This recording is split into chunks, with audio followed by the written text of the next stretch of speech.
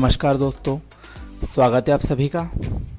दोस्तों, हमारे भारतीय रेलवे में बहुत सारी इतिहास की चीज़ें जो कि वक्त गुजरने तथा परिवर्तन आने के कारण से बेकार या प्रचलन के बाहर हो जाती हैं, ऐसी बहुत सारी उदाहरण आपको देखने को मिल जाएंगे।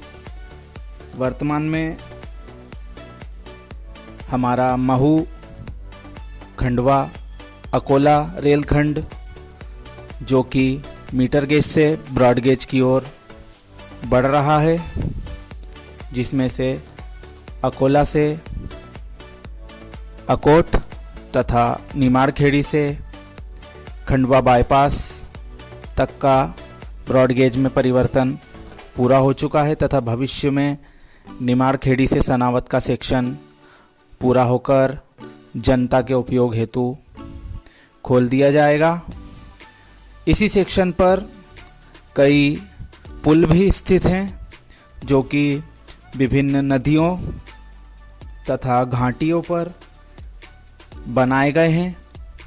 जैसा कि आप सभी जानते हैं, महू से सनावद खंडवा सेक्शन जो कि वर्ष 1874 में सनावद से खंडवा के बीच तथा वर्ष 1876 में सनावद से महू इंदौर के बीच शुरू हो चुका था। यहाँ पर कई ऊंचे ब्रिज तत्कालीन होलकर रियासत के शासकों द्वारा बनवाए गए थे, जो कि अंग्रेज इंजीनियरों के द्वारा बनाए गए थे, जिसमें आप देखते हैं कि कई सुरंगें तथा कई ऊंचे पुल बनाए गए हैं। यह एक काफ़ी दुर्गम रास्ता है जिसको कि उस समय किया गया, यह काफ़ी आश्चर्य की बात है। अब हम पुलों की बात करें तो इसमें सुरंग एक के बाद पड़ने वाला लोहे का पुल काफ़ी आकर्षक है। यह वर्ष 1990 में पूर्व में जो बना हुआ ईंट पत्थर से निर्मित पुल, जिसके अवशेष आप देख सकते हैं, इसकी जगह पर 1990 के दशक में बनाया गया था।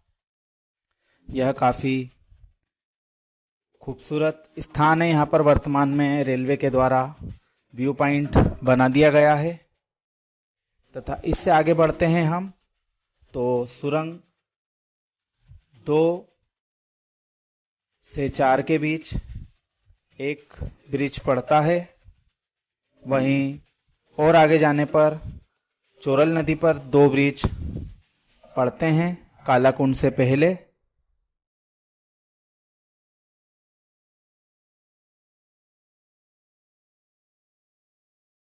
इसके पश्चात चोरल स्टेशन के पहले आखिरी बार चोरल नदी मीटर गेज ट्रैक को क्रॉस करती है।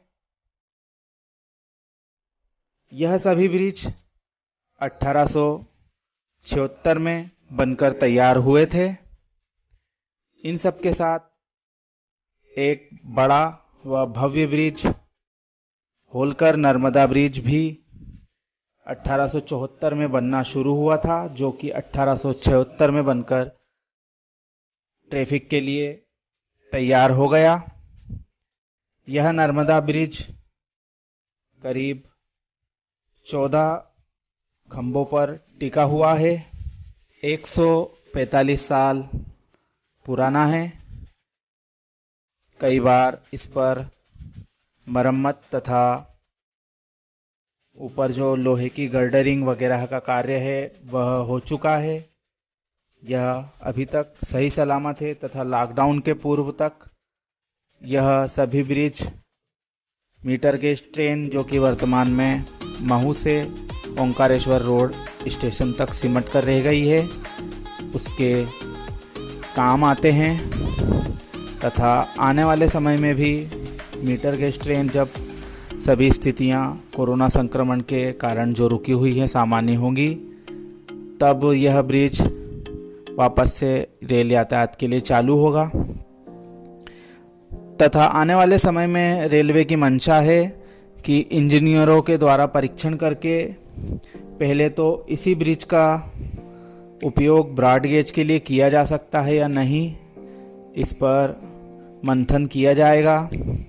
उसके पश्चात यदि नया ब्रिज बनाने की आवश्यकता हुई तो इस ब्रिज से थोड़ी दूरी पर नया ब्रिज बनाया जा सकता है। यह देखने वाली बात होगी। मित्रों, अब हम थोड़ा सा आगे चलते हैं तो हम खंडवा के पास आमनी नदी पड़ती है, उस पर पुल जो कि वर्ष 1958 के आसपास खंडवा से हिंगोली तक जो रेल लाइन 1958 में शुरू हुई थी उस पर बना हुआ है। यह जनवरी का वीडियो है जो कि हमारे मित्र श्री ऋषभ भाई ने रिकॉर्ड किया था। तब यह ब्रिज सही सलामत था।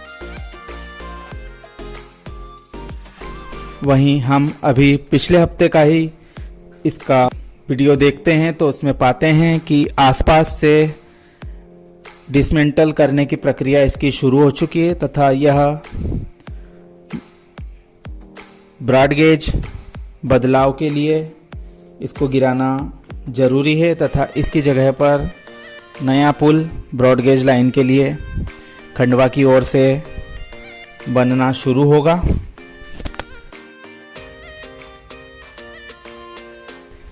तथा सबसे रोचक और दिलचस्प ब्रिज स्थित है महाराष्ट्र बाउंड्री में, जो कि है धूलघाट स्थित 4 का आंकड़ा धूलघाट स्पाइरल ब्रिज, जो कि करीब 2 किलोमीटर लंबाई का है, जो कि धूलघाट और वान रोड स्टेशन के बीच में स्थित है। यह काफ़ी अनोखा ब्रिज है, लेकिन अकोला खंडवा गेज कन्वर्जन के अंतर्गत यह विवादास्पद मेलघाट टाइगर रिजर्व के हिस्से में पड़ता है तथा विभिन्न वन्यजीव संगठनों तथा वर्तमान महाराष्ट्र सरकार के द्वारा इस हिस्से से ट्रेन निकालने हेतु आपत्ति ली जा चुकी है तथा कह नहीं सकते हैं कि हम आने वाले समय में इस 4 के आंकड़े पर से फिर से ट्रेन गुजरता देख पाएंगे या नहीं। अब हम थोड़ा आगे बढ़ते हैं तो हम पाते हैं कि गांधी स्मारक रोड के आगे स्थित पूर्णा नदी का ब्रिज, यह भी एक बड़ा ब्रिज है जो कि वर्तमान में अकोला ब्रॉड गेज परिवर्तन के दौरान बड़ी लाइन का ब्रिज बनकर इस पर से CRS हो चुका है तथा इसको यातायात हेतु फिट पाया गया है। वह आने वाले समय में रेल ट्रैफिक जब भी शुरू होता है तब यहाँ से ट्रेनें गुजरने वाली हैं। हमारे द्वारा वीडियो बनाते समय पूरी सावधानी रखी जाती है। यदि कोई मिस्टेक गलती से हो जाती है, इसके लिए हम आपसे क्षमा चाहते हैं। यह रोचक जानकारी आपको कैसी लगी, कृपया कमेंट करके हमें जरूर बताएं। धन्यवाद।